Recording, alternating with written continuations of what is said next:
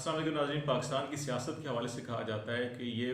किसी असूल की बुनियाद पर नहीं होती, और अगर कोई असूल है तो वो सिर्फ यही है कि इक़्तिदार या पावर का हसूल कैसे किया जा सकता है या मफादात का तहफ़्फ़ुज़ कैसे दिया जा सकता है। इसी असूल की बुनियाद पर सियासत होती है, इसके अलावा कोई असूल नहीं होता।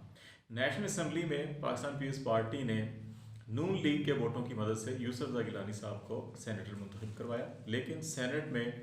चेयरमैन सेनेट के लिए मुंतखब ना हो सके जब गिलानी साहब, तो फिर पीपल्स पार्टी ने हाई कोर्ट से रजू किया। वहाँ से नाकामी के बाद सेनेटर्स अपने नंबर पूरा करने के बाद, अगरचे PDM के इजलास में तय हुआ था कि अपोजिशन लीडर पाकिस्तान मुस्लिम लीग नवाज से होगा, लेकिन पीपल्स पार्टी ने इस अहद को बालाताक रखते हुए यूसुफ रज़ा गिलानी साहब को 30 अरकान के सेनेटर्स के दस्तखतों के साथ रिक्वेस्ट जमा करवा के अपोजिशन लीडर मुकर्रर करवा लिया है। पाकिस्तान पीपल्स पार्टी के सेनेटर्स की तादाद 21 है सेनेट में, जबकि इनके इत्तेहादी ANP के 2 और एक जमात इस्लामी का सेनेटर जो है कि वो इस तरह से ये 24 अरकान बने थे। लेकिन कहा यह जा रहा है, शेरी रहमान ने भी सेनेट में जो बातचीत की उसमें ये कहा कि 4 आज़ाद अरकान और 2 फाटा के अरकान ने भी इस रिक्वेस्ट के ऊपर साइन किए थे। तो ये वही अरकान थे जिन्होंने चेयरमैन सेनेट के इंतखाबात के लिए हुकूमती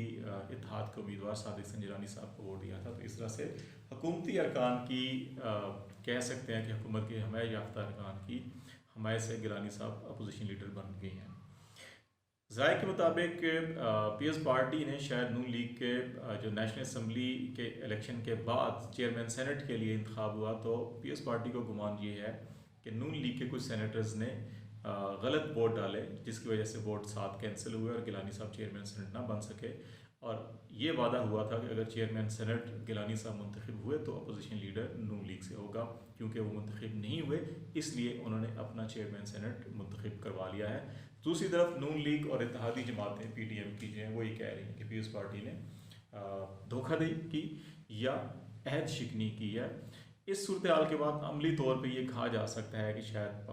जो PDM का इत्तेहाद जो है उसका शिराजा बिखर गया है और पीपल्स पार्टी ने शायद PDM के ताबूत में आखिरी कील ठोंक दिया है। क्योंकि यूसुफ रज़ा गिलानी के चेयरमैन सेनेट मुंतखब होने के साथ साथ पाकिस्तान पीपल्स पार्टी ने 4 अप्रैल को यौम तासीस के हवाले से जो पाकिस्तान पीपल्स पार्टी का रावलपिंडी में होने वाला जलसा था वो भी मनसूख कर दिया और उसकी भी इत्तलात मीडिया को दे दी गई हैं। इस सूरत हाल को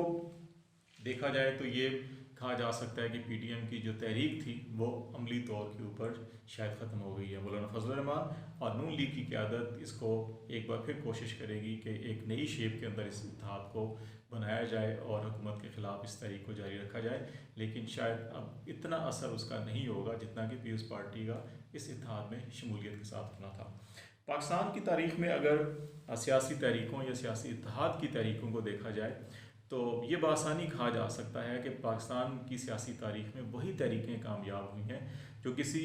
बामकसद या कौमी मकसद के तहत शुरू की गई हों, तो वो तहरीकें कामयाब हुई। इसमें अयूब खान के ख़िलाफ़ 4 माह 16 दिन की वो तलबा की तहरीक थी जो महंगाई, बेरोज़गारी और उस वक़्त की जो सियासी सूरत हाल थी और जो आइनी हकूक़ से महरूम रखा गया था उसके ऊपर ही शुरू की गई थी। और ये 4 माह 16 दिन के अंदर अंदर ही कामयाब हुई और अयूब खान को मजबूर किया गया कि वो 25 मार्च 1969 को इस्तीफ़ा दे के इक़्तिदार ज़िया खान के हवाले कर गए थे। उस तहरीक में तकरीबन 239 अफराद ने अपनी जानों का नजराना भी पेश किया था। तो ये भी कहा जाता है पाकिस्तान की सियासत को मद्देनज़र रख कर के जिन लोगों ने माल खाया हो वो कभी मार नहीं खाते। और अगर पाकिस्तान की सियासी तहरीकों का जायज़ा लिया जाए तो उसमें भी हमें ये दिखाई देता है कि जो तहरीकें किसी कॉज के लिए शुरू की गई थीं वो सियासी मकासद, ज़ाती इक़्तिदार, ज़ाती मफादात या ज़ाती ताकत के लिए नहीं थी,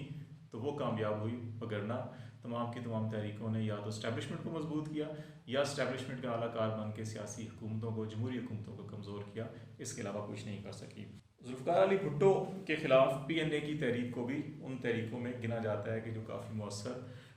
या कारगर साबित हुई थी। लेकिन इस तहरीक में ये ज़रूर याद रखा जाए कि ये जनवरी 1977 से लेकर जनवरी 1978 तक तकरीबन सिर्फ 1 साल तक रही। इस तहरीक का मकसद भी पाकिस्तान में इस्लाम और जमहूरियत के हवाले से जो भुट्टो साहब की पॉलिसी थी, नेशनलाइजेशन की पॉलिसी थी, उसके ख़िलाफ़ भी उन्होंने तहरीक चलाई और कहा कि पाकिस्तान में निज़ाम मुस्तफ़ा और नफाज शरीयत होनी चाहिए, क्योंकि 1973 के कॉन्स्टिट्यूशन के अंदर इस्लाम को बालादस्त करार दिया गया था मज़हब और इक़्तिदार आला के हवाले से भी जो दिबाचे में चीज़ें थी तो कहा गया था कि उसका नफाज यकीनी बनाया जा सके। इस तहरीक के कायदीन ने जनरल ज़ियाउल हक और उस वक़्त के chairman joint chief of staff committee admiral Mohammad Sharif से मुलाकातें की और उसके नतीजे में बाद में फिर जनरल ज़ियाउल हक ने भुट्टो साहब की हुकूमत को ख़त्म किया और फिर भुट्टो साहब के खिलाफ मुकदमात चलाया गया और उन मुकदमात के नतीजे में उनको सज़ाए मौत दे दी गई। तो इस तहरीक को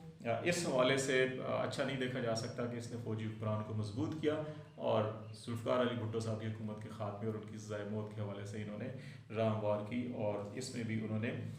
ज़ियाउल हक को मजबूत किया था। दूसरी तहरीक जो पाकिस्तान में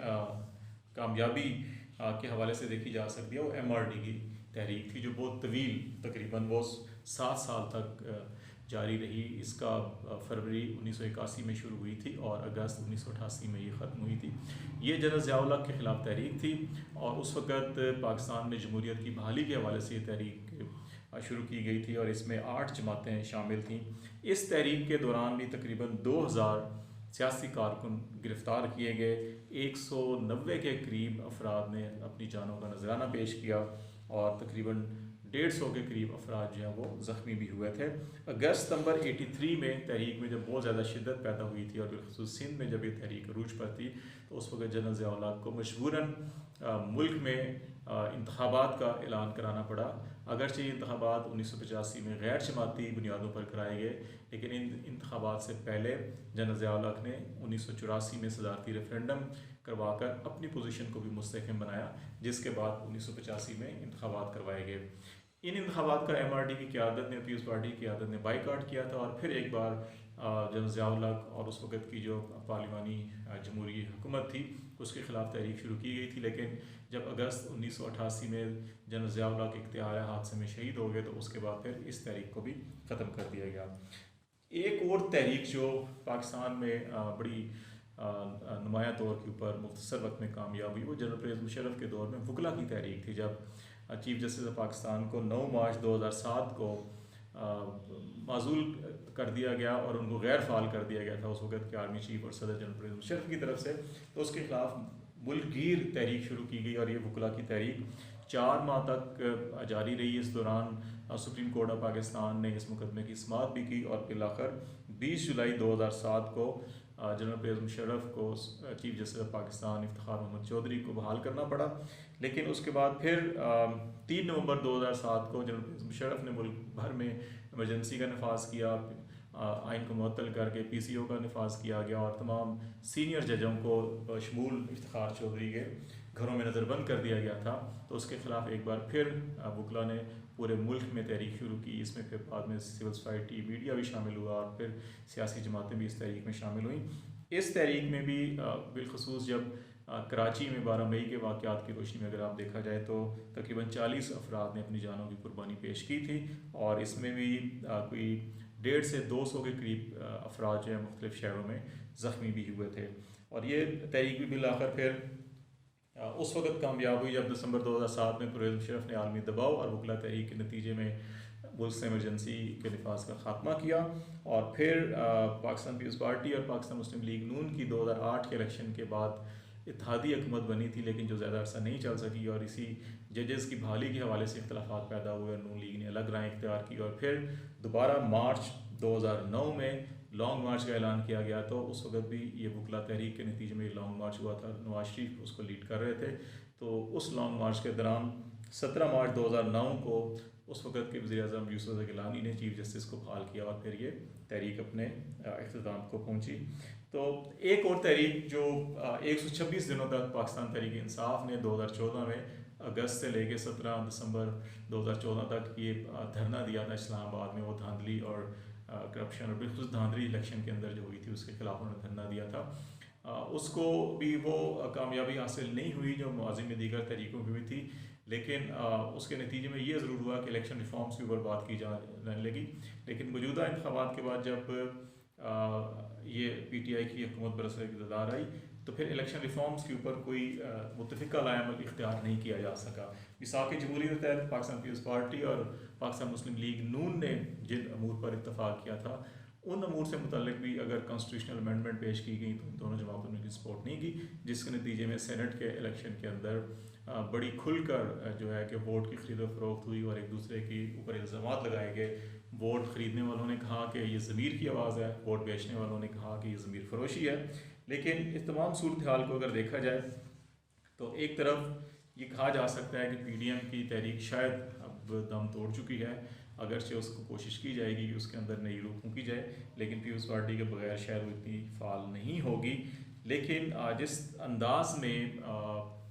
वोटों की खरीद फरोख्त हुई और जिस अंदाज में ये तमाम मामला देखे गए हैं और ये कहा जाता है कि जी कि ये ज़मीर की आवाज़ है, ये ज़मीर फरोशी की आवाज़ है, लेकिन ये पाकिस्तान की सियासत के लिए बदकिस्मती है। सियासी जमातों को चाहिए कि वो जो इलेक्शन रिफॉर्म्स हैं बिलखसूस और उनको ज़रूर मुतारफ़ कराएँ इकट्ठे होकर, वरना शायद मुस्तकबिल में ऐसी गलतियाँ दोबारा दोहराई गई तो फिर सैयद ज़मीर जाफ़री के उन अशार को अवाम जो हैं वो दुरुस्त मानेंगे और उसको ज़बान ज़देआम हो सकते हैं कि जमहूरियत इन्हें पसंद है इंतखाबात के बगैर और नवासे के ख्वाहिशमंद हैं दामाद के बगैर।